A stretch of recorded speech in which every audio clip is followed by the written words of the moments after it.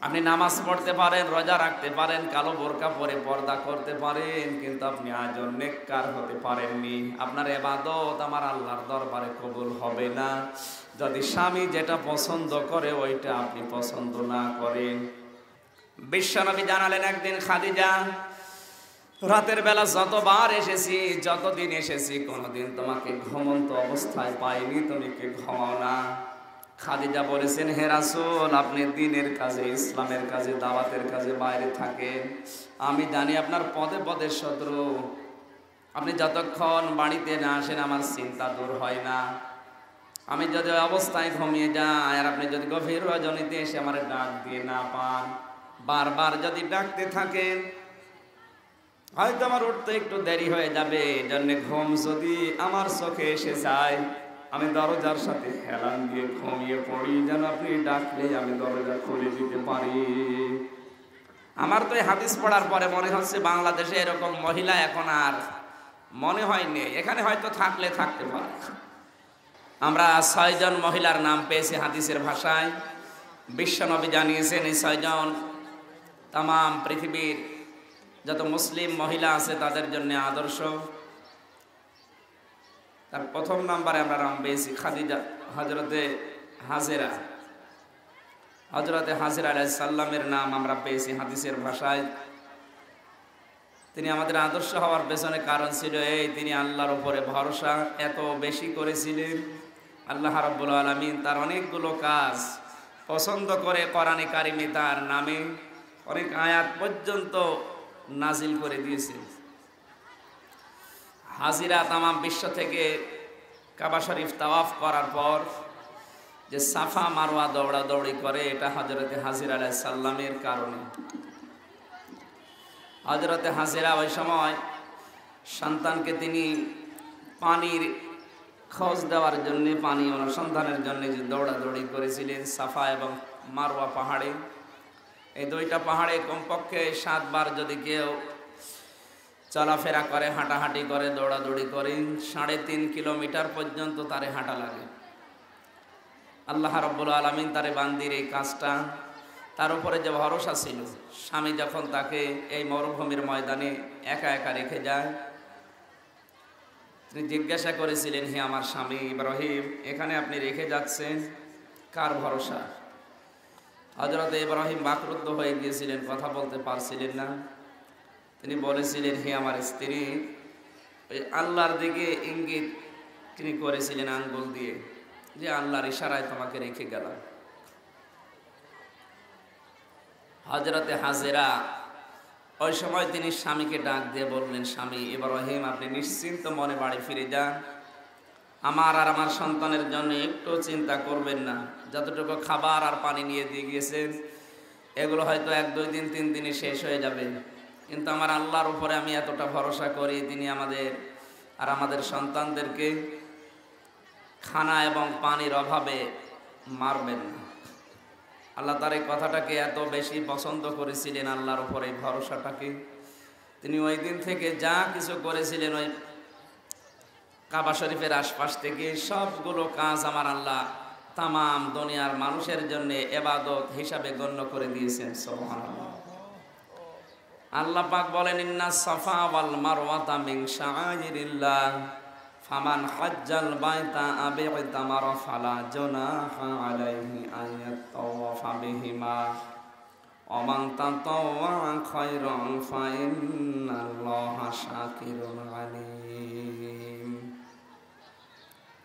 অবশ্যই সাফা আর মারওয়া তোমাদের জন্য নিদর্শন। আল্লাহ রাব্বুল আলামিন তার এই দৌড়াদৌড়িকে এত পছন্দ করেছিলেন, মুমিনদের জন্য এটা নিদর্শন বানিয়ে দিয়েছেন। কেউ যদি এখানে দৌড়াদৌড়ি করে, তাদের জন্য কোনো অন্যায় না, গুনাহ না, পাপ না। আল্লাহ এটা ইবাদত বানিয়ে দিয়েছেন। যারা হজ এবং উমরা করতে আসবে, তাদের এখানে দৌড়াদৌড়ি করাই লাগবে। ওমান তাতাওয়া খায়রান ফাইন্নাল্লাহা শাকিরুন আলিম। কোন মানুষ যদি ইচ্ছাকৃতভাবে পৃথিবীতে ভালো কাজ করে, তার পুরস্কার, তার সম্পর্কে আমার আল্লাহ অবগত আছেন। সুবহানাল্লাহ।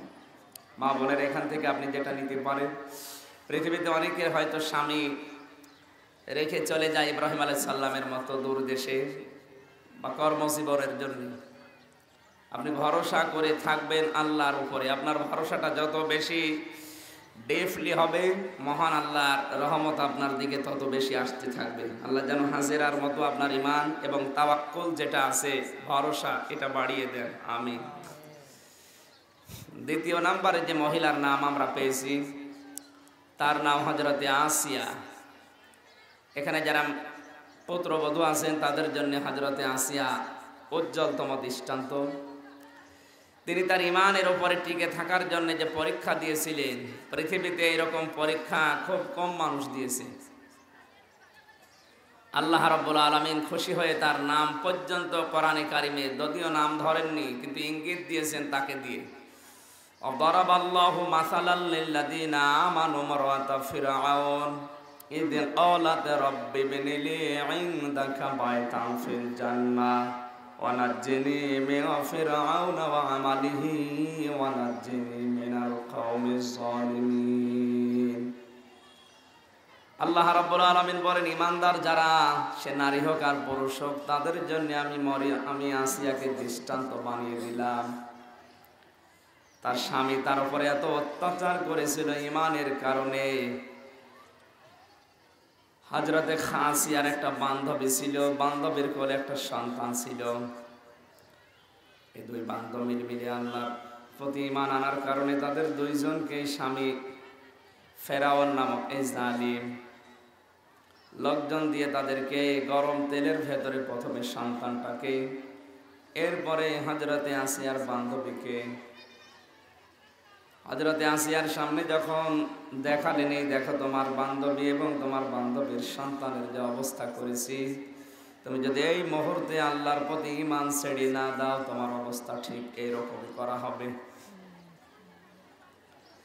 হযরতে আসিয়া যখন মানতে রাজি হননি, তাফসিরে মারিফাতুল কোরআনে আমি দেখেছি ফেরাউন নামক এই বর্বর অসভ্য অমানুষটা হযরতে আসিয়া রাদিয়াল্লাহু তাআলা আনহাকে তার হাতের ভেতরে প্রেক লাগিয়েছে, পায়ের ভেতরে প্রেক লাগিয়েছে, লোহার শলাকা, এমনকি মাথার উপরে যে গরম তেল ঢেলে দিয়েছে। ডাক দিয়ে বলেছে, এখনো যদি বাঁচতে চাও তোমাকে আমি আবার চিকিৎসা দিয়ে সুস্থ বানিয়ে দেব, যদি এই মুহূর্তে আল্লাহর প্রতি ঈমান অস্বীকার করো। হযরতে আসিয়া এত কষ্ট, মহান আল্লাহ পাক জিবরাইলকে জান্নাতটা তুলে নিয়ে পাঠিয়ে দিলেন। হযরতে আসিয়া জান্নাত দেখার পরে তিনি বললেন, ইয ক্বালাত রাব্বি ইবনি লি ইনদাকা বাইতান ফিল জান্নাহ। আসিয়া ওই সময় বলেছিলেন, হে মালিক, এই জান্নাত আমার জন্য পাঠিয়েছেন আমার ঈমানের উপরে এই অত্যাচার দেখে। আপনি জান্নাত না, জান্নাতের ভেতরে একটা ঘর আমার জন্য বানিয়ে দেন, যেখানে বসে বসে সব সময় তোমার মতো আল্লাহকে দেখা যায়। সম্মানিত মা বোনেরা, একটু খেয়াল করেন এবার হযরতে আসিয়া যা বলেছিলেন। এত বড় কঠিন অবস্থা চলছে, অত্যাচার, জুলুম, নির্যাতনের সীমানা ছাড়িয়ে গেছে। তিনি বললেন, হে আমার মালিক, ওয়ানাজ্জিনি মিন ফিরআউনা ওয়া আমালিহি, তুমি আমাকে রক্ষা করো, বাঁচাও ফেরাউন এবং তার দুষ্কর্ম থেকে। সে যা কার্যক্রম করেছে এ পর্যন্ত আমার উপরে, তার এই দুষ্কর্ম থেকে, দুষ্কৃতি থেকে তুমি আমার রক্ষা করো। আর সে যাদেরকে দিয়ে জুলুম করে আমার উপরে, এই জালেম সম্প্রদায় থেকে তুমি আমাকে বাঁচাও। এত বড় কঠিন অত্যাচার চলেছে, এরপরেও তিনি বলেছিলেন, শুধু আমাকে বাঁচাও, আমার স্বামীর উপরে তুমি অত্যাচার করো, এ কথা কিন্তু তিনি বলেন নাই। আপনার যে আদর্শ হবে হযরতে আসিয়া, এই কারণে আপনার ঈমান হযরতে আসিয়ার মতো হয়তো না, আপনি টিকেও থাকতে পারবেন না। আমি যতটুকু ধারণা করি, পৃথিবীতে ফেরাউনের মতো স্বামী আজ পর্যন্ত কোনো মহিলার কপালে আসে না, কোনোদিন আসবেও না। এত বড় জালিম আসার পরেও তিনি অত্যাচারে জর্জরিত হওয়ার পরেও স্বামীর উপরে বরদোয়া দেননি। আপনি হয়তো পারিপার্শ্বিক কারণে অনেক সময় মুখ দিয়ে উল্টাপাল্টা কথা স্বামীর নামে বলে ফেলেন। আপনাকে সাবধান করছি, এই মুহূর্ত থেকে সাবধান হওয়া লাগবে। যত বড় খারাপ স্বামী হোক, হয়তো এই খারাপটা আপনার জান্নাতে যাওয়ার একটা মাধ্যম হতে পারে।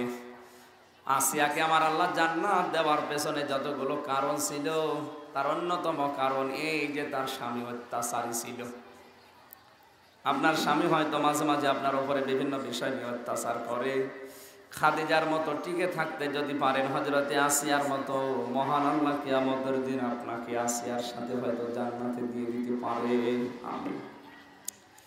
এত বড় কঠিন অত্যাচারের ভেতরেও তিনি স্বামীর জন্য বরদোয়া দেননি। তিনি বলেছিলেন, আল্লাহ তুমি আমাকে বাঁচাও, আর যাদেরকে দিয়ে আমার উপরে অত্যাচার করে তাদের অত্যাচার থেকে তুমি আমাকে বাঁচাও, কিন্তু তাদের উপরে বা আমার স্বামীর উপরে তুমি জুলুম অত্যাচার করো না।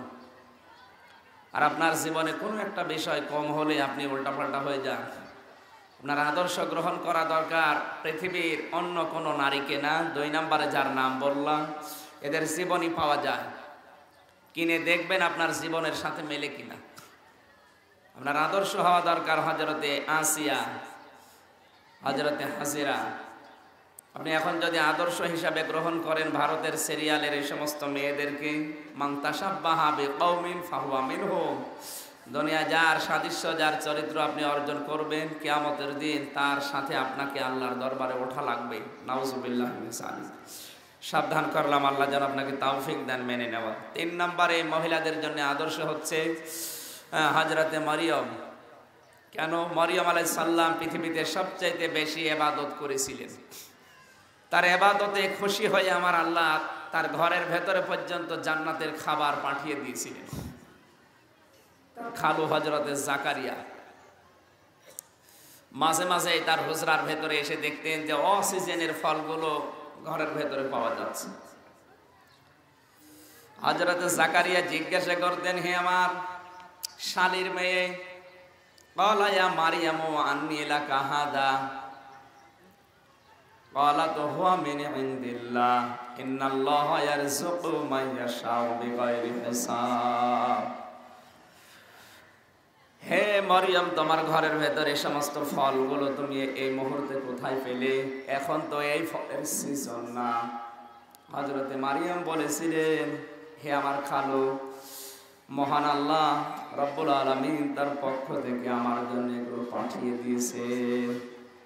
তার জীবনী পড়তে গিয়ে এটা স্পষ্ট হয়েছে, তিনি ইবাদত করেছিলেন আল্লাহর এত বেশি, আল্লাহ খুশি হয়ে জান্নাত থেকে ফল ফলাদি খাবার পর্যন্ত পাঠিয়ে দিয়েছেন। সুবহানাল্লাহ। মেয়েদেরকে জন্য ইবাদতের দিকে ধাবিত হওয়া লাগবে, আপনার ইবাদত বাড়ানো লাগবে। হাদিস পড়লাম আজকে আসার সময়, বিশ্বনবী গভীর রজনীতে তাহাজ্জুদের নামাজ পড়তে উঠলেন। হঠাৎ দেখলেন খাদিজাতুল কুবরা সেজদা দিয়ে কাঁদতেছে। ডাক দিয়ে বললেন, খাদিজা, সবাই ঘুমিয়ে আছে, আমিও ঘুমিয়েছিলাম, তুমি হঠাৎ রাতের বেলা কাঁদো কেন? হযরতে খাদিজাতুল কুবরা ডাক দিয়েছে, হে রাসূল, আমি আজকে জানতে পারলাম আপনি আমার পেটের মেয়ে ফাতেমাতুজ জাহরাকে খাতুনে জান্নাত উপাধি দিয়েছে। আমি বেঁচে থাকতে আমার মেয়ে খাতুনে জান্নাতের উপাধি পেল কারণ কি? নবীজি বলেন, খাদিজা, এই উপাধি আমি দেইনি, মহান আল্লাহর পক্ষ থেকে এটা এসেছে। আমি যদি উপাধি দিতাম তাহলে তোমারে দিতাম, যেহেতু আমি দেইনি, মহান আল্লাহ দিয়েছে, এই জন্য দোষ আমার না। হযরতে খাদিজা বলেন, হে রাসূল, খাদিজা বলেন, হে রাসূল, মহান আল্লাহ আপনার মেয়ে, আমার মেয়ে ফাতেমাতুজ জাহরাকে জান্নাতের নেত্রী বানিয়েছে, আমারে দিল না, কারণ কি? নবীজি বলেন, কারণ আমি 2টা পেয়েছি জিবরাইলকে জিজ্ঞাসা করে। 1 নম্বরে, তুমি মুসলমান হয়েছো কত বছর বয়সে? খাদিজাতুল কুবরা ডাক দিয়ে বললেন, হে রাসূল, আমি মুসলমান হয়েছি 55 বছর বয়সে। তাহলে 55 বছর আগে তুমি কোনোদিন আল্লাহর ইবাদত করনি। এই 55 বছর বয়স পর্যন্ত একদিনও আল্লাহকে ডাকনি। আমার মেয়ে সম্পর্কে যদি এখন জিজ্ঞাসা করি, ফাতেমাতুজ জাহরা মুসলমান হয়েছে কত বছরে? হযরতে খাদিজা বললেন, হে রাসূল, আমার মেয়ে তো পেট থেকে মুসলিম হয়ে বের হয়েছে। আল্লাহর নবী ডাক দিলেন, খাদিজা, যে মেয়েটা জন্ম থেকেই মুসলিম, জন্ম থেকে ইবাদত বন্দেগী করে আসছে, তুমি 55 বছর বয়সের পর থেকে ইবাদত আরম্ভ করলে, অবশ্যই তোমার চাইতে তার জীবনের ইবাদত বেশি। এই জন্য আল্লাহ তাকে জান্নাতের নেত্রী বানিয়ে দিয়েছে। মা বোন যারা এসেছেন, আপনার ইবাদত বাড়ানো লাগবে। আর ইবাদত মানে শুধুমাত্র 5 ওয়াক্ত নামাজ, রমজানের 30টা রোজা রাখা না। মেয়েদের সবচেয়ে বড় ইবাদত হচ্ছে 4টা। আল্লাহর নবী জানিয়েছেন, নেককার মহিলা যারা যারা ইবাদত করতে চায় তাদের 4টা ইবাদত আমি ঘোষণা দিয়েছি। 1 নম্বরে তার দিকে যখন তার স্বামী তাকাবে তখন স্বামীকে সে আনন্দ দেবে, খুশি করবে, এটা ইবাদত। অনেক মেয়েরা এটা দুনিয়ার কাজ মনে করে হেলায় খেলায় নষ্ট করে না। আপনার স্বামী আপনার ইবাদতের মাধ্যম। পারিবারিক কাজকর্ম বাইরে থেকে যখন শেষ করে এসে পরিবারে প্রবেশ করবে, আপনার ইবাদত শুরু হবে। তখন স্বামীকে দেখলে আপনি অঙ্গভঙ্গি দিয়ে, কথাবার্তা দিয়ে আনন্দ দেবেন। এই আনন্দ দেওয়াটা ইবাদত। যদি হাসি তামাশাও করেন, যতক্ষণ হাসবেন ততক্ষণ নফল নামাজের সওয়াব পাবেন। দ্বিতীয় নম্বরে নবীজি বললেন, তোমার স্বামী যদি কোনো জায়েজ হুকুম করে, জীবন থাকতে তোমার মেনে নেওয়া লাগবে। 3 নম্বরে স্বামী যতটুকু উপায় করে ইনকাম করে, স্বামীর এই ইনকামের উপরে তোমার চাহিদাকে নিয়ন্ত্রণ রাখা লাগবে। আজ হাজারো স্বামী অবৈধ কাজ করতে বাধ্য হয় তার স্ত্রীর মুখের দিকে তাকিয়ে।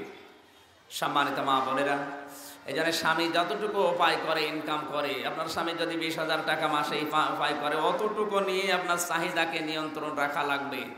এইটা ইবাদত। 4 নম্বরে স্বামী যেটা পছন্দ করে আপনাকে ওইটা পছন্দ করা লাগবে। বাংলাদেশে আমি সহ যত স্বামী আমরা আছি, প্রত্যেক স্বামী পছন্দ করি যে বিয়ের পরে আমার মা বাবা যেন আমার সাথে থাকে। কিন্তু এখানে অনেক মহিলা আছে তারা এটা পছন্দ করে না। আপনি নামাজ পড়তে পারেন, রোজা রাখতে পারেন, কালো বোরকা পরে পর্দা করতে পারেন, কিন্তু আপনি আজও নেককার হতে পারেননি। আপনার ইবাদত আমার আল্লাহর দরবারে কবুল হবে না যদি স্বামী যেটা পছন্দ করে ওইটা আপনি পছন্দ না করেন। অবৈধ কোনো বিষয় যদি স্বামী পছন্দ করে, আপনি যদি পছন্দ না করেন অসুবিধা নেই। কিন্তু বৈধ কোনো বিষয় যদি স্বামী পছন্দ করে, আপনার দুনিয়ায় ক্ষতি হোক আর লাভ হোক ওইটা দেখার যাবে না, আপনাকে অবশ্যই এটা পছন্দ করা লাগবে। আমি নিজের থেকে বলছি, যত স্বামী এখানে আছে প্রত্যেকটা স্বামী চায় বিয়ের পরে আমার মা বাবা যেন আমার সাথে থাক, খেয়ে থাক আর না খেয়ে থাক আমার সাথে থাকবে। কিন্তু আপনাদের মতো মেয়েদের কারণে আমরা পারি না। মা বোন যারা এসেছেন, আপনার মনটা আরো উদার করা লাগবে। আপনার নিজের মা বাবা যদি আসে, আপনি যেভাবে উৎফুল্ল হয়ে পড়েন, যেভাবে কষ্ট স্বীকার করার জন্যে তড়িঘড়ি করেন, শ্বশুর আর শাশুড়ির জন্য যতক্ষণ পর্যন্ত ওই রকম মন তৈরি করতে না পারবেন, আপনার ইবাদত কবুল হবে না। কারণ এইটাই এখন আপনার মা আর বাবা। এখানে শাশুড়ি যারা বসে আছে, এটা হয়তো অনেক শ্বশুরও শুনতেছে, তাদেরকে বলছি এই পুত্রবধূ যখন আপনার বাড়িতে আসবে, এটা আপনাকে নিজের মেয়ের মতো মনে করা লাগবে। স্বামী হিসাবে বলছি, এই পৃথিবীতে একটা স্বামীর মন জয় করতে হলে অবশ্যই স্ত্রীকে তার মা আর বাবার প্রতি খেয়াল রাখা লাগবে, মাস্ট বি। যদি না করেন আপনি স্বামীর মন পাবেন না। উপরে উপরে হয়তো আপনাকে ভালোবাসতে পারে, কিন্তু ভেতরের গভীরের ভালোবাসা পাওয়ার জন্য স্বামীর মা আর বাবার খেদমতে যাওয়া লাগবে, মাস্ট বি। এটা একটা ইবাদত পারিবারিক জীবনে। আপনার শাশুড়ি আপনার কাছে খুব বেশি জিনিসপত্রও চায় না, মাঝে মাঝে আপনি তার মাথায় তেল দিয়ে দেবেন, চুলটা আঁচড় দিয়ে দেবেন, পুরাতন স্মৃতিগুলো আপনি তাকে মনে করাবেন। যে আপনার বিয়ে হয়েছিল কত বছর বয়সে, আপনি যৌবন বয়সে কি করেছিলেন, এই সমস্ত স্মৃতিগুলো আপনি বলবেন, দেখবেন এমনিতেই খুশি হয়ে যাবে। মেয়েদের এই ছোট মনের কারণে এরা মিশতে চায় না শাশুড়ির সাথে। মায়ের সাথে যেভাবে মিশতে চায়, শাশুড়ের সাথে ওইভাবে মিশতেও চায় না, থাকতেও চায় না। এই জন্য আমাদের ছোট্ট পরিবারগুলো ছোট জাহান্নাম হয়ে গেছে। আল্লাহ আমাদের মেয়েদেরকে হযরতে মরিয়মের মতো যেন বানিয়ে দেন। সবাই বলেন আমিন।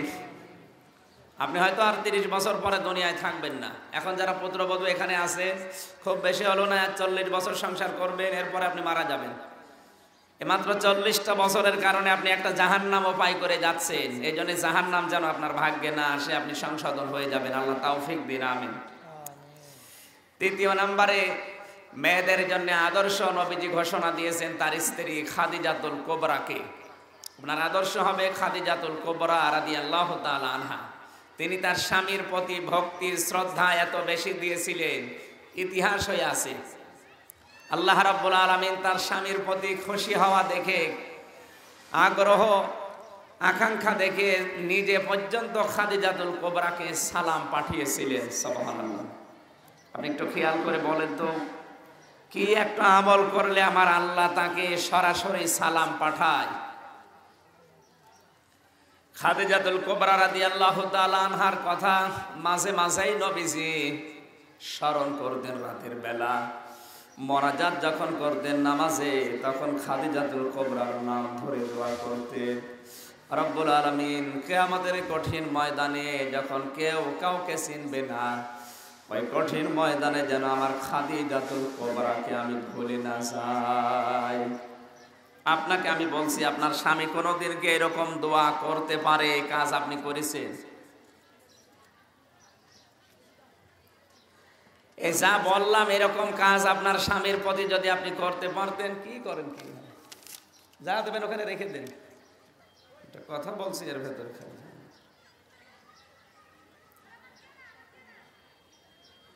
সম্মানিত মা বোনেরা, স্বামীর প্রতি ভক্তি শ্রদ্ধা কি থাকলে তার স্বামী মোনাজাতে মৃত্যুর পরেও তার জন্য দোয়া করে? আমার তো মনে হয় এখানে যারা বউ বসে আছে, আপনি যদি মারা যান আর আপনার স্বামী যদি আর একটা বিয়ে করে, আপনার জীবনে আপনার নামই মুখে আনবে না। আপনি যা করছে। সুতরাং এই যে স্বামীর পায়ের নিচে জান্নাত বলা হয়, এটা যদিও হাদিস না, ঠিক না, কিন্তু স্বামীর খেদমতের মাধ্যমে জান্নাত অর্জন করা যায়, এটা ঠিক। বিশ্বনবী বলেন, দেখলাম জঙ্গলে উট এসে আমাকে সেজদা দিল। সাহাবায়ে কেরাম আবেগ আপ্লুত হয়ে আমার কাছে এসে বলে, হে রাসূল, দেখলাম জঙ্গলের উট এসে আপনাকে সেজদা দিয়েছে, আমাদেরকে একটু অনুমতি দেন, আপনার সেজদা দিয়ে জীবনটা ধন্য করি। নবীজি বললেন, সাহাবীরা, এই পৃথিবীতে আল্লাহ বাদে যদি সেজদা দেওয়া জায়েজ থাকতো, তাহলে প্রতিটি মেয়ে লোকের কানে কানে বলতাম, আমরা তোমাদের স্বামীর পায়ে সেজদা দাও। যারা এসেছেন, যাদের স্বামী আছে, একটু খেয়াল করে শোনেন। নারী নির্যাতনকারী পুরুষ বাংলাদেশে আছে, এটা আমিও জানি। পেপার পত্রিকায়, টিভির পর্দায় এগুলো বেশি ভেসে আসে। এই জন্য আপনারা বিভিন্ন জায়গায় মানববন্ধন পর্যন্ত হয়। মেয়েদের কিছু হলেই মানুষ ফুঁসে ওঠে। তো পুরুষ নির্যাতনকারী নারী বাংলাদেশে কম নেই। হাজারো পুরুষের কারণে আজ স্বামীরা অকাল মৃত্যু বরণ করছে। অনেকের ভেতরের যে অবস্থা পুরুষের, অকাল মৃত্যুর জন্য দায়ী আমেরিকার গবেষণাগারে গবেষণা করে জানিয়েছেন বিজ্ঞানীরা, স্ত্রীর এই খারাপ মন, যেটা মন ভার করে থাকে, স্ত্রীর মন পাওয়া যায় না। এই জন্য হাজারো স্বামী অকাল মৃত্যুর কোলে ঢলে পড়ে। আপনার স্বামীর মৃত্যুর জন্য আমার মনে হয় আপনি নিজে দায়ী। এই জন্য আপনার আচরণ হওয়া দরকার খাদিজাতুল কুবরা রাদিয়াল্লাহু তাআলা আনহার মতো। অন্তত আপনি নিজে মারা যাবেন, স্বামী যেন আপনার আগে মারা না যায়। আল্লাহর হাতে হায়াত মউত ঠিক আছে, কিন্তু আপনার আচরণে যদিও ক্ষুব্ধ হয়ে মৃত্যুর পথ বেছে নেয়, না জানে আবার আত্মহত্যা করানোর গুনাহ আপনার আমলনামায় যায় কিনা। এই জন্য আপনাকে সাবধান করছি, খাদিজাতুল কুবরার মতো স্বামী ভক্তি করা লাগবে।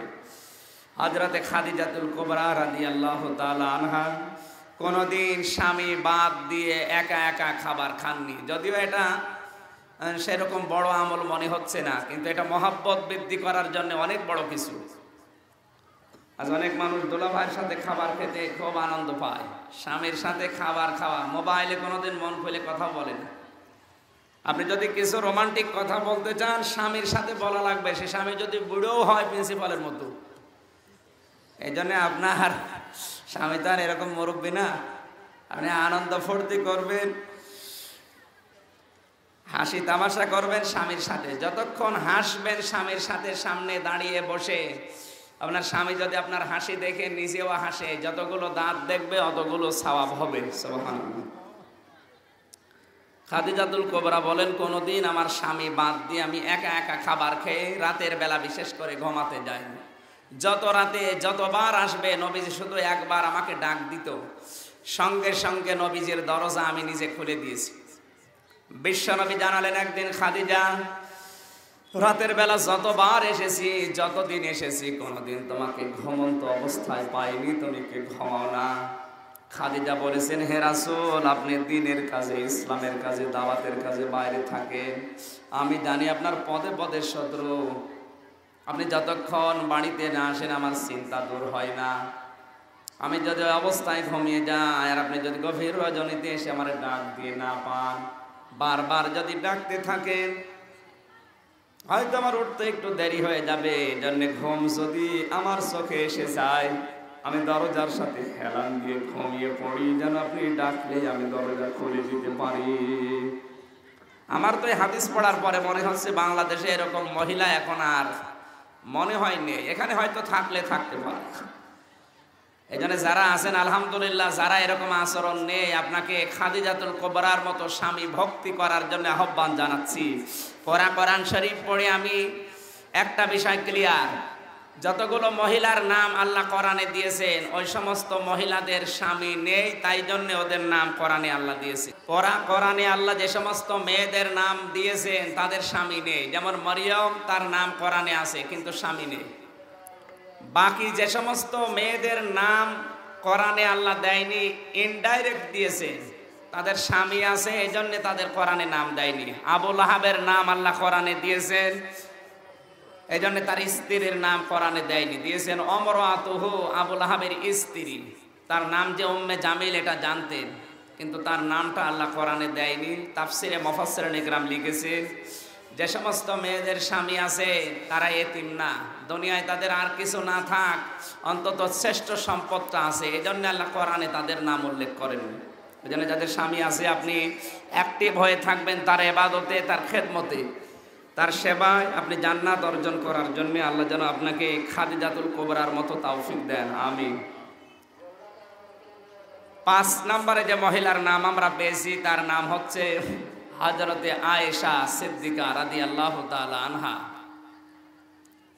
আয়েশাকে আল্লাহ পাক তার নবীর মাধ্যমে পৃথিবীতে আদর্শ বা মডেল বানিয়ে দিয়েছেন। কারণ কি?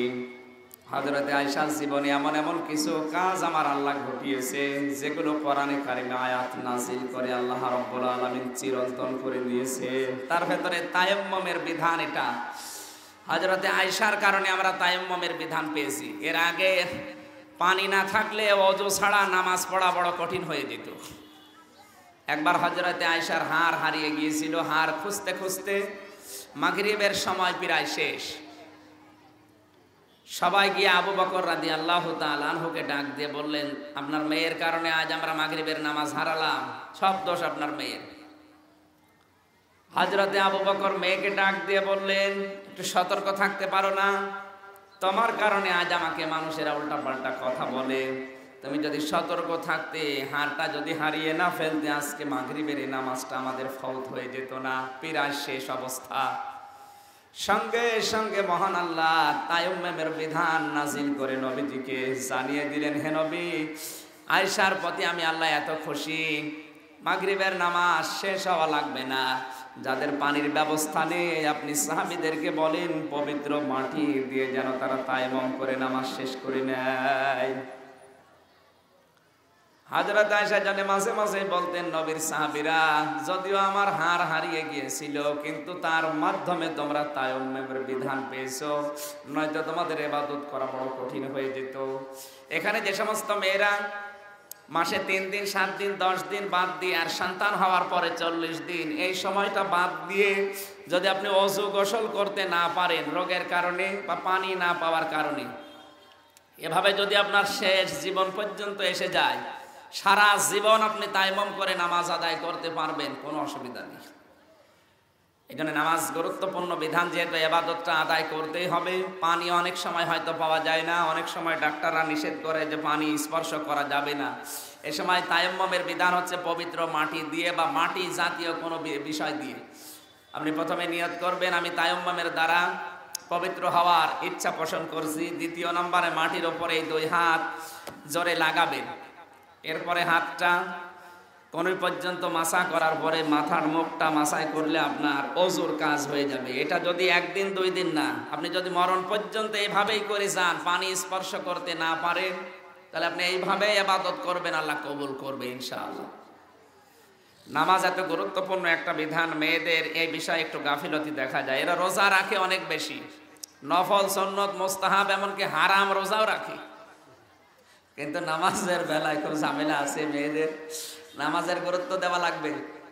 হাদিস, আল্লাহর নবী বলেন, মেয়েদের যখন সন্তান পৃথিবীতে আসে তখন প্রথমে পানি দেখা যায়, এরপরে রক্ত দেখা যায়, এরপরে সন্তানের মাথা দেখা যায়। নবীজি বলেন, যদি প্রথমে যে পানিটা আসে এই অবস্থায় যদি নামাজের সময় হয়ে যায়, ওই মেয়েকে তোলার ভেতরে বিছিয়ে দিয়ে বলো তাকে নামাজ আদায় করতে। অনেকে ঝগড়া করতে করতে অথবা হাঁসের খাবার, মুরগির খাবার দিতে দিতে মাগরিবের নামাজ শেষ করে দেয় না। গুরুত্বপূর্ণ এই বিধানটা আপনাকে গুরুত্ব দেওয়া লাগবে। আমি এখন একটা কথা বলছি, এটা যদিও কোরআন হাদিস না, তারপরে শিক্ষার জন্য বলছি। সময় মতো নামাজ কিন্তু ফরজ। ওই একবারে জোহর আসর পড়ে নিলাম, মাগরিব এশা একবারে না, আপনার নামাজ হবে না। ইন্না সলাতা কানাতা আলাল মুমিনিনা কিতাবাম মাওকুতা, নিশ্চয় নামাজ মুসলমান নারী এবং পুরুষের জন্য নির্ধারিত সময় আল্লাহ লিখে দিয়েছেন। এটা দলিল, সই স্বাক্ষর করে একেবারে স্ট্যাম্প করে দিয়েছেন, এই জন্য কিতাবাম মাওকুতা দিয়েছেন। আলেক বান্দি মারা যাবার পর কবরে রেখেছে, তার ভাই যখন কবরে রাখতে চায় তখন তার পকেট থেকে একটা কাগজ পড়ে যায়, গুরুত্বপূর্ণ একটা কাগজ, যেটা অফিসে ওটা না থাকলে ঢুকতে দেয় না। মাটি দেওয়ার পরে সকালবেলা 10টার দিকে অফিসে যাবে ওর ভাই, কিন্তু সেই কাগজটা পাচ্ছে না, কোথায় গেল। মনে করতে করতে হঠাৎ স্মরণ হয়েছে যে আমার কাগজটা আমার বোনকে কবরে যখন রাখতে চায় তখন হয়তো পড়ে গিয়েছিল। সঙ্গে সঙ্গে ওখান থেকে আসলেন কবরস্থানে, বনের কবর তিনি একটা একটা করে মাটি সরাতে লাগলেন। কিন্তু দৃশ্যটা ভয়ঙ্কর। এটা কিন্তু কোরআন হাদিস না, শিক্ষার জন্য বলছি। হঠাৎ তাকিয়ে দেখলেন কবরের ভেতরে কান্নার আওয়াজ আসতেছে। নিজের কাফনগুলো দাঁত দিয়ে টেনে টেনে মেয়েটা ছিঁড়ছে। কবরের চারিদিকে দাও দাও করে আগুনও জ্বলছে। চিৎকার করে আল্লাহু আকবার বলে দৌড় দিয়ে মায়ের কাছে এসে বলে, মা, আমার এই বোন কোনো হারামি কাজ করেছিল দুনিয়ায়। মা বলে, না, একে কোনো হারাম কাজ করতে আমি অন্তত দেখিনি, তবে একটা কাজ আমার চোখে ধরা পড়েছে। ও নামাজও পড়তো, রোজাও রাখতো, পর্দাও করতো, কিন্তু নামাজটা সময় মতো পড়তো না। জোহরের নামাজ পড়তো আসরের সময়, আসর পড়তো মাগরিবের সময়।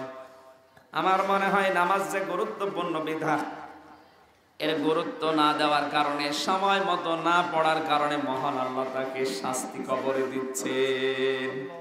মৌলভীবাজারবাসী মা বোনেরা নামাজ পড়েছে, কিন্তু সময়টার গুরুত্ব না দেওয়ার কারণে আল্লাহর এই আয়াতটা, সূরা নিসার 103 নম্বর আয়াত, ইন্না সলাতা কানাত আলাল মুমিনিনা কিতাবাম মাওকুতা, নামাজ পড়েছে, সময়ের গুরুত্ব না দেওয়ার কারণে যদি আল্লাহ কবরে শাস্তি দেয়, আপনারা যারা নামাজই পড়েন না তাদের তো কোনো শাস্তি হবে না।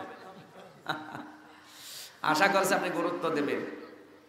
অফিসে 7 দিনের 2 দিন যদি কেউ না যায়, সপ্তাহে যদি 2 দিন অফিসে না যায়,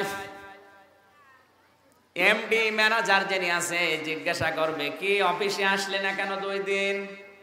আপনি যদি বলেন আমার স্ত্রী অসুস্থ ছিল, আমার স্বামী অসুস্থ ছিল, এই জন্য আমি আসতে পারি নাই, আপনার বস বলবে, দেখো এটা তোমার বাড়ির বিষয়, ওটা অফিসে চলে না। আবার পরবর্তী সপ্তাহে যদি আপনি 2 দিন কামাই করেন, ম্যানেজার ডাক দিয়ে বলবে, বেটা তোর 2 দিনের বেতন কেটে বাদ দিয়ে দিলাম, যা। মা বোন যারা এসেছেন একটু খেয়াল করেন তো, মাত্র 2 দিন অফিসে না গেলে যদি কৈফিয়ত দেওয়া লাগে, আপনার যত বিপদ হোক, ওই বিপদের কথা অফিসের লোক শুনতে না চায়, বস স্যার 2 নম্বরে বেতন পর্যন্ত কেটে বাদ দিয়ে দেয়। এমনকি 3য় সপ্তাহে যদি আপনি অফিসে আসতে দেরি করেন, আপনাকে বলবে আগামী মাস থেকে আর তোমার আসার দরকার নেই, তোমার চাকরি শেষ। অফিসে আপনি মাসে মাত্র 2 দিন কামাই করেছিলেন, এই জন্য যদি চাকরি বাদ দিয়ে দেয়, আপনাকে আর অফিসে আসতে না দেয়, আপনি নারী হন আর পুরুষ হন, মহান আল্লাহ কিন্তু 5 বার আপনাকে দিনের ভেতরে তার অফিসে মসজিদে ডাকে। 7 দিন অনেকে নামাজ পড়ে না, শুধু জমান নামাজ পড়ে। 5-7টা 35 ওয়াক্ত নামাজ, 35টা বিধান আল্লাহর ফরজ ছিল আপনার উপরে, একটাও আপনি মানেননি। শুধু জমার দিন নামাজ পড়ে আদায় করাতে চান যে আল্লাহ আমি তোমাকে সেজদা দেই। না, এটা নামাজ না, এটা লোক দেখানো, এটা রিয়া, হবে না। সপ্তাহে মাত্র 2 দিন কামাই করলে যদি তার বেতন কেটে বাদ দিয়ে দেয়, কৈফিয়ত দেওয়া লাগে, এমনকি চাকরি চলে যায়। আপনি 7 দিন পড়েন না, শুধু সপ্তাহে জমার দিনে আসেন, আপনারও তো চাকরি অন্তত থাকার কথা না? এতটুকুই না, আপনি যখন ওখান থেকে বের হয়ে খাবার খেতে গেলেন, খাবারটা মুখে দেবেন, হঠাৎ আপনার মনে হচ্ছে আল্লাহ মাত্র অফিসে 2 দিন যাইনি, এই জন্য আমার বেতন কেটে বাদ দিয়ে দিয়েছে, আমার রিজিক বাদ দিয়ে দিয়েছে, অথচ তোমার আমি কোনোদিন সেজদা দিলাম না, তুমি আজ পর্যন্ত আমার রিজিক কেটে বাদ দিয়ে দাওনি। নামাজ গুরুত্বপূর্ণ একটা বিধান, আল্লাহ মানুষকে ছাড় দিয়েছে কিন্তু ছেড়ে দেয় না। এই জন্য নামাজ, মুসলিম মেয়ে যারা আছেন, আমি নামাজের কথা মেয়েদেরকে পুরুষদেরকে বলি না, কারণ মুসলমান দাবি করে যদি নামাজই না পড়ে তো ওর আর কাফেরের ভেতরে পার্থক্য কি? এই জন্য নামাজ আদায় করা লাগবে, মাস্ট বি, নামাজ পড়াই লাগবে। এটার জন্য ওয়াজ করার দরকার নেই। যারা নামাজ পড়বে না ও মুসলমান দাবি করলেও জাহান্নামে সাকার নামক যে জাহান্নাম আছে এর দরজা দিয়ে তাকে আল্লাহ প্রবেশ করাবে। নাউজুবিল্লাহ মিন যালিক। আপনার যত বড় গুরুত্বপূর্ণ কাজ থাক, অন্তত ফরজ নামাজটা যেভাবেই হোক পড়ে নেবেন। আপনি যদি খুব বেশি ব্যস্ত থাকেন, দরকার হয় বসে, দরকার হয় ইশারায়, তাও ফরজ নামাজ পড়াই লাগবে। সফরে যাবার সময় মেয়েদেরকে বলছি, সফরে যাবার সময় যদি আপনার বাড়ি থেকে 48 কিলোমিটারের বাইরে চলে যান, তার মানে বাংলাদেশের কিলোমিটার হিসাবে 75 কিলোমিটার, 48 মাইল বা 75 কিলোমিটার যদি কেউ বাড়ি থেকে দূরে চলে যায়, তাহলে সে জোহর আসর একসাথে পড়তে পারে আর মাগরিব এশা একসাথে পড়তে পারে। অনেক মেয়েরা এটা জানে না, এজন্য নামাজ কাজা করে ফেলে। না, হবে না। আপনি জোহরের 2 রাকাত, আসরের 2 রাকাত নামাজ একবারে এই জোহরের সময় পড়ে নেবেন। আর যদি না পারেন, আসরের সময় যে একবারে জোহরের নামাজ 2 রাকাত, আসরের নামাজ 2 রাকাত পড়লে আপনার সারা দিনে আর নামাজ পড়া লাগবে না। যদি সফরে থাকে, ফজরের নামাজ সুন্নত যদি পড়েন ভালো, না পড়লে ফরজ আপনাকে পড়া লাগবে মাত্র 2 রাকাত। ওদিকে মাগরিবের নামাজ যদি পড়তে পারেন ভালো, মাগরিবের নামাজ 3 রাকাত, এশার নামাজ 2 রাকাত, সব মিলে 5 রাকাত পড়লে আপনার নামাজ সারা রাত সারা দিনে শেষ। আর যদি একবারে এশার সময় পড়তে চান, মাগরিব 3 রাকাত, এশার নামাজ 2 রাকাত। এটা শুধু সফরের জন্য, নিজের বাড়ি থেকে 75 কিলোমিটার কেউ যদি চলে যায় তার জন্য। আশা করি আপনি কথা বুঝতে পেরেছেন। নামাজ ছেড়ে দেওয়া যাবে না। 2 ওয়াক্ত নামাজ দরকার হয় একসাথে পড়বেন, মুসাফির অবস্থায় জোহর আসর একসাথে, মাগরিব এশা একসাথে। এটা যে সময় পড়েন, হয় জোহরের সময় অথবা আসরের সময়, হয় মাগরিবের সময় না এশার সময়। আল্লাহ যেন কবুল করেন, আমিন। 5 ওয়াক্ত নামাজে 5টা বিষয় আল্লাহ দিতে চেয়েছে। তার 1 নম্বরে চেহারার উজ্জ্বলতা আল্লাহ বৃদ্ধি করে দেয়। এই হাদিসের বিপরীতে একটা কথা পেয়েছি, যারা নামাজ আদায় করে না, পরকীয়া প্রেম করে, মেয়েদের ভেতরে অভ্যাসটা বেশি। পরকীয়া প্রেমে যারা লিপ্ত থাকে, আমি রাতের বেলায় আলোচনার শেষের দিকে বলেছিলাম, তাদেরকে আল্লাহ 6টা গজব দেবেন। তার 3টা দুনিয়ায়, 3টা আখিরাতে। দুনিয়ায় 3টা হচ্ছে তার চেহারার নূর আল্লাহ কেড়ে নেবে, উজ্জ্বলতা নষ্ট হয়ে যাবে। আপনি যতই ফেয়ার লাভলি মাখেন আর ওই বিভিন্ন রকমের জিনিসপত্র চেহারার ভেতরে দেন, আপনার চেহারার যে সৌন্দর্য এটা কিন্তু থাকবে না যদি পরকীয়া প্রেমে লিপ্ত থাকেন। নায়িকারা আপনার চাইতে কম সুন্দরী না। এখন যে সমস্ত নায়িকারা এই অবৈধ কাজ কারবার করার কারণে বয়স একটু যদি 25-এর পরে 30-এ হয়ে যায়, ওদের চেহারা কুকুরের চাইতেও খারাপ হয়ে যায়। চেহারার ভেতরে যে নূর, এই নূরটা আমার আল্লাহ আর রাখে না, এই উজ্জ্বলতা নষ্ট করে দেয়। তার বাস্তব প্রমাণ শাবনূর। চেনেন শাবনূরকে? আপনি তো চেনবেন না। মেয়েরা যারা এসেছেন অবশ্যই শাবনূরকে চেনেন, দেখেছেন চেহারা এখন কি অবস্থা। যৌবন বয়সে পর্দা কাঁপিয়েছে। ওর মনে হয় এক সিনেমায় 2-3 জনের সাথে পর্যন্ত বিয়ে হয়েছে। এখন তো কুকুরের সাথে বিয়ে দিলেও কুকুর রাজি হবে না। মিডিয়ার লোকজন যে কয়টা আছে এরা রাজি হবে নাকি? না, আপনার চেহারা উজ্জ্বলতা আল্লাহ নষ্ট করে দেবে। চেহারার উজ্জ্বলতা হচ্ছে ওযুর পানি। তাহাজ্জুদের নামাজের সময় যে ওযুর পানি আপনি চেহারায় ঠেকাবেন, এর দ্বারা যে উজ্জ্বলতা আসবে, এটা পৃথিবীর কোনো কেমিক্যাল দিয়ে সম্ভব না। সুবহানাল্লাহি বিহামদিহি। পৃথিবীর এমন কোনো কেমিক্যাল নেই যেটা আপনার চেহারাকে সৌন্দর্য চিরজীবন ধরে রাখতে পারে না। এটা ধরে রাখার জন্য ওযুর পানি মাস্ট বি লাগবে। 2 নম্বরে আপনার আয়ুষ্কাল আল্লাহ কমিয়ে দেবে যদি পরকীয়া প্রেমে লিপ্ত থাকেন। আমি জানি এখানে অনেক মহিলারা এই লাইন লাগিয়েছে, কারণ হাজারো পুরুষ মানুষ কল দিয়ে বলো, হুজুর বউ তো আর টেকে না, অন্যের হাত ধরে চলে যাচ্ছে, খালি মাঝে মাঝে গল্প করে। আপনি নামাজ পড়ে রোজা রেখে পর্দা করে কি করবেন যদি পরকীয়া প্রেম করে থাকেন? এই আসক্তি যাদের আছে এই মুহূর্তে তওবা করে ফিরে আসেন, নাই তো আপনার আয়ুষ্কাল যদি 70 বছর বাঁচতেন সেখানে 20 বছর মাইনাস হয়ে যাবে। দুনিয়ায় আরো মজা যেগুলো আছে এগুলো আপনি নিতে পারবেন না। 3 নম্বরে আল্লাহর নবী জানিয়েছেন অভাব আপনার চারিপাশে এসে ঘিরে ধরবে। কোটি কোটি টাকার মালিক আপনি, কিন্তু অভাব কাটবে না। কোন জিনিসের যেন একটা অভাব হয়ে দাঁড়িয়েছে আপনার সামনে, এটা খালি মনে হবে। 3টা দুনিয়ায় যাবে, আর আখিরাতে 1 নম্বরে আপনি যখন কিয়ামতে উঠবেন আপনার প্রতি আমার আল্লাহ রাগান্বিত থাকবে। নাউজুবিল্লাহি মিন যালিক। 2 নম্বরে আমল নামা যখন হাতে দেবে আপনি পড়তে রাজি হবেন না, লজ্জা পাবেন। 3 নম্বরে বিনা হিসাবে বিনা বিচারে যারা পরকীয়া প্রেম করে এরা জাহান্নামে যাবে, কারণ একটা ঘর ভাঙা তামাম দুনিয়ায় পুরুষের ঘর ভাঙার সমান। নাউজুবিল্লাহি মিন যালিক।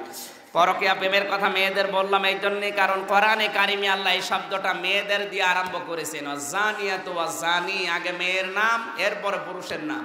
এই জন্য পরকীয়া প্রেমে বাংলাদেশ সহ বিশ্বে আজ মেয়েরা এগিয়ে আছে। আল্লাহ মেয়েদেরকে হেফাজত করুন, আমিন। মেয়েদের 5 নম্বরে এই পরকীয়া প্রেম থেকে বাঁচার জন্যে ইবাদত বন্দেগীতে মনোযোগী হওয়ার জন্য এলেম অর্জন করা লাগবে। আর যেটা হযরতে আয়েশার জীবনে সবচাইতে বেশি পাওয়া যায়, সবচাইতে বড় মুহাদ্দিসা ছিলেন হযরতে আয়েশা সিদ্দিকা। আপনাকে আমি লেখাপড়ার জন্য উদ্বুদ্ধ করছি, যে কোনো বই, যে কোনো বিষয়ের বই আপনি পড়বেন। হযরতে আয়েশা সিদ্দিকা রাদিয়াল্লাহু তাআলা আনহার জন্য আমার আল্লাহ কোরআনে কারিমে বহু আয়াত নাযিল করেছিলেন, শুধু তার ইলমের দিকে তাকিয়ে। 5 নম্বরে মেয়েদের আদর্শ হবে হযরতে ফাতেমাতুজ জোহরা রাদিয়াল্লাহু তাআলা আনহা। ফাতেমাকে আল্লাহ জান্নাত দেওয়ার পেছনে 2টা কারণ। তার 1 নম্বরে তিনি পর্দা মেনটেন করে চলতেন বেশি, এমনকি মরণের সময় নিজের স্বামীকে বলেছিলেন, স্বামী আমি মৃত্যুর পরে যেন বেশি মানুষ জানাজায় হাজির না হয়, রাতের বেলায় তাড়াতাড়ি আমারে কবরে দিয়ে দিও। এই জন্য মেয়েদের পর্দার বিষয়টা খেয়াল রাখা লাগবে। আজ ইন্টারনেটে আপনারা দেখতে পাচ্ছেন, বিশেষ করে মিজান ভাই একটা যে মাসলা বলেছিল ওইটা নিয়ে খুব সমস্যা চলছে। মেয়েদের পর্দার যে বিষয়টা, সর্বোত্তম খাস পর্দা হচ্ছে 2টা চোখ খোলা রেখে বাকি শরীর সব জায়গা ঢেকে রাখা লাগবে, আর পোশাক হবে ঢিলা ঢালা, এমনকি গলাটাও মেয়েদের সদরের অন্তর্ভুক্ত। কোনো মেয়ে যদি নামাজে দাঁড়িয়ে গলা বের হয়ে যায়, ওর নামাজ আর নামাজ হবে না। কথা বুঝতেছেন? মেয়েদের শুধু হাতের কবজি, মুখমণ্ডল আর পায়ের পাতা খোলা রাখা জায়েজ আছে নামাজে। আর বাকি যদি বাইরে যায়, খাস পর্দা করে যেতে যায়, তাহলে 2টা চোখ খুলে বাকি সব জায়গা ঢেকে রাখা লাগবে, এমনকি হাত মোজা পা মোজাও দেওয়া লাগবে। আর রক্সত দেওয়ার বিধানটা যেটা আছে, অন্যের মত আছে, আমরা অন্যের মতের উপর শ্রদ্ধাশীল। এই জন্য মেয়েরা হয়তো মুখমণ্ডল, হাতের কবজি আর পায়ের পাতা খোলা রাখতে পারে বিশেষ প্রয়োজনে। অনেক মেয়েরা চাকরি করে, অনেক মেয়েরা ব্যবসা করে, অনেক মেয়েরা পুলিশে প্রশাসনে আছে, এদের জন্য তো আর এই খাস পর্দা 100% সম্ভব না, কিন্তু এরা তো জান্নাতে যাবে। এদের জন্য রক্সত আছে, ছাড় আছে। এরা যদি এ সমস্ত কর্মজীবনে কঠিন হয়ে যায়, যদি ঢেকে রাখতে পারেন ভালো, যদি একেবারে না হয় তাহলে আপনি মুখমণ্ডলটা, হাতের কবজি আর পায়ের পাতা খোলা রাখতে পারবেন। মেয়েরা যারা এসেছেন, নামাজের ভেতরে কিন্তু সতর ঢাকা ফরজ। পুরুষের সতর হচ্ছে নাভি থেকে হাঁটু পর্যন্ত, কিন্তু একটা মেয়ে লোকের সতর হচ্ছে মাথা থেকে পায়ের তালু পর্যন্ত। শুধুমাত্র মুখমণ্ডল, হাতের কবজি, পায়ের পাতা বাদ দিয়ে সব ঢেকে রাখা লাগবে। 14 জন পুরুষের সামনে আপনি যেতে পারবেন, সূরা নিসার 21 নম্বর আয়াতের ব্যাখ্যায় আছে, আপনি যাদের সাথে বিয়ে করা হারাম, এই 14 জন পুরুষের সাথে দেখা করা জায়েজ আছে, কিন্তু দেখা করতে হলে শুধু মুখমণ্ডল, হাতের কবজি আর পায়ের পাতা বাদ দিয়ে পুরা শরীর ঢেকে রাখা লাগবে। আশা করছি আপনি ফাতেমাতুজ জাহরাকে অনুসরণ করে উদ্বুদ্ধ হবেন। আল্লাহ যেন তৌফিক দান করেন, আমিন। কয়েকটা প্রশ্ন দিয়েছে মেয়েরা, একটু খেয়াল করে শোনেন। এর ভেতরে তাহাজ্জুদের নামাজে নিয়ত করব কিভাবে, এটা কি সুন্নত না নফল? এটা সুন্নাত। তাহাজ্জুদের নামাজ সুন্নত নামাজ, নফল বলেও নিয়ত করতে পারেন, কিন্তু সুন্নত নামাজ এটা। পিরিয়ড চলাকালীন সময়ে কোন কোন ইবাদত করা যাবে, নারী পুরুষের সেজদা তথা নামাজে কোনো পার্থক্য আছে কিনা? আপনার যে মাসে 3 দিন 7 দিন 10 দিন সর্বোচ্চ, এ সময় আপনি নামাজটা পড়তে পারবেন না, কোরআনে কারিমের কোনো আয়াত একাধারে পড়তে পারবেন না। ভেঙে ভেঙে পড়া জায়েজ আছে, আল্লাহর জিকির করা জায়েজ আছে। আমার মনে হয় কথা আপনি বুঝে ফেলেছেন। শুধুমাত্র নামাজ আর কোরআনের আয়াত সরাসরি পড়তে পারবেন না, পড়লে ভেঙে ভেঙে পড়বেন। আলহামদুলিল্লাহি রাব্বিল আলামিন। শিক্ষার জন্য যদি কাউকে শিক্ষা দিতে চান, এভাবে ভেঙে ভেঙে পড়াবেন, অসুবিধা নেই। নারী পুরুষের সেজদা তথা নামাজে কোনো পার্থক্য আছে কি? হ্যাঁ, পার্থক্য শুধু নারীদের শারীরিক গঠনের কারণে ওই দাঁড়ানো এবং সেজদা দেওয়া আর বসা, এই 3টা নিয়মে। তাছাড়া সূরা কিরাতে সালাম ফেরানোয় কোনো অসুবিধা নেই, সব একই রকম। মেয়েদের শারীরিক গঠনের কারণে ওরা দাঁড়াবে পা এক জায়গায় দিয়ে, 2 নম্বরে যখন সেজদা দেবে তখন গোটো হয়ে দেবে, এই পুরুষের মতো ছড়িয়ে ছিটিয়ে না। আমরা যেমন সেজদা দিলে আমাদের নিচ দিয়ে একটা ছাগলের বাচ্চা চলে যাওয়ার মতো ফাঁকা রাখি, আপনাদের রাখা লাগবে না, একেবারে আটক হয়ে দাঁড়াবেন, গোটো গোটো হয়ে যেন আপনার ভেতরে আর কোনো কিছু প্রবেশ করতে না পারে। 3 নম্বরে যখন বসবেন পা মেলিয়ে বসবেন, মানে পায়ের উপরে যেন আপনার বসা যায়। পুরুষের মতো এক পা তুলে দিয়ে আর এক পায়ের উপরে বসার দরকার নেই, 2 পা মেলিয়ে দিয়ে ওর উপরে বসবেন। আশা করছি কথা বুঝিয়েছেন। যদি না বোঝেন আপনার স্বামীকে দিয়ে আপনি দেখে নেবেন, আমি কিন্তু দেখাতে পারছি না। আমার মসজিদের ইমাম 5-6 বছরের বাচ্চাদের নিয়ে আসতে নিষেধ করে না, এটা জায়েজ নেই। কোন ইমাম বলেছে? ওটা ইমাম, ওরা ইমাম বলা যায় না। বাচ্চাদেরকে আরো নিয়ে আসবেন, ওরা যত আনন্দ ফুর্তি করতে পারে করুক। মসজিদে নববীতে খাদিজাতুল কুবরা রাদিয়াল্লাহু তাআলা আনহা, না, বিশ্বনবী মুহাম্মদুর রাসূলুল্লাহর যে মসজিদ, আমি নিজে দেখেছি, বাচ্চারা ওখানে খেলা করে। আসরের নামাজের পরে দেখছি বাচ্চারা খেলা করছে, কান পেতে শুনি ওরা খেলার ছলে একজনকে আরেকজন ধরে আর বলে সুবহানাল্লাহ, আলহামদুলিল্লাহ। এই শিক্ষাগুলো ওরা মায়েদের কাছে, বোনদের কাছে পেয়েছে, কারণ ওরা মায়েরা বোনেরা মসজিদে নববীতে নামাজ পড়তে আসে, ওদেরকে নিয়ে আসে। আর আপনি আসতে নিষেধ করেছেন, কোন হুজুর গো এটা? এই ইমাম সাহেবকে যে বাচ্চাদের মসজিদে আসতে নিষেধ করে, এ কি ইমাম? জালেম। আমরা আমাদের বাচ্চাদের নামাজে নেব কিনা শরীয়তের আলোকে? অবশ্যই 7 বছর বয়স থেকে আপনি উদ্বুদ্ধ করবেন। 10 বছর বয়সে যদি নামাজ না পড়ে, দরকার হয় মারধর করে হলেও নামাজ পড়ানো লাগবে। মসজিদে মাদ্রাসায় দান সদকা করলে সাদগায়ে জারিয়ার সওয়াব হয়, আর কোনো গরিব অথবা আত্মীয় স্বজনকে দান সদকা করলে তা কি সাদগায়ে জারিয়ার? অবশ্যই সওয়াব হবে।